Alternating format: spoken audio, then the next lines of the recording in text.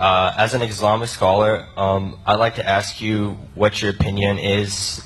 Do you think that caricatures and political criticisms and political cartoons of the Prophet Muhammad should be allowed under the rights of free speech given by the First Amendment in the U.S. Constitution?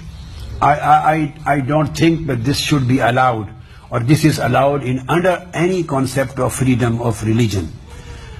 Every freedom has some limits. Every freedom. You can't enjoy a freedom as your right without certain limits. Everyone has to accept certain limits. If my heart, for example, I wish to punch on your face, and I say, this is freedom of my choice, I can't do that. Would you allow me to do? Never. You say, if your heart wish to do like that, so it may be your wishful thinking, but I have my own right to protect myself. You can't hurt me. So this, on one end, this is a freedom. On the other hand, this is right of protection. In the same way, if we can't infringe an individual right of protection, how are we allowed to infringe the right of the protection of religion?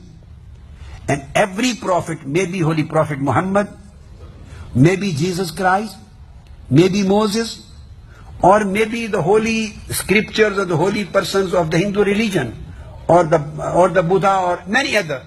Those followers of the religion who have their faith, their respect for their religion and their holy books, it is against, on the one hand, if it is known as to be the freedom of expression, on the other hand, it is against the protection and the respect of religions.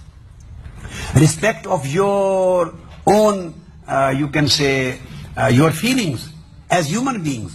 So this act is hurting your feelings as human beings. This is against your human rights. That's why, you know, the Holocaust, defying the Holocaust was made prohibited, and there is punishment for that. Why? That the people are not left free to harm the feelings of a certain religious community.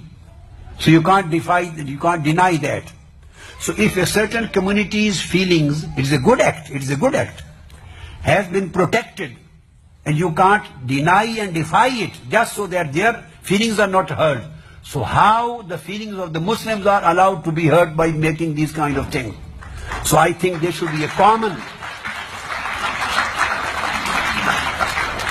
there should, people belonging to any religion or people not believing in any religion, at least they should unify and they should agree upon certain values. There are freedoms, but at the same time there are limitations. If we cross the limitations, then no freedom will remain freedom. It will become aggression. It will become interference. It will become transgression. If I want to enter into your house and I want to break your right of privacy, and I say this is my freedom of choice, so this is not a freedom. So freedom means to respect your freedom too. Then both people can enjoy their freedoms.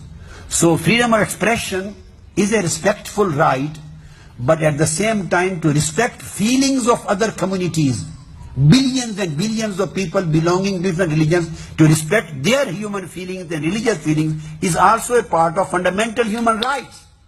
So these kind of things, I think, are totally against fundamental human rights accepted by the world community.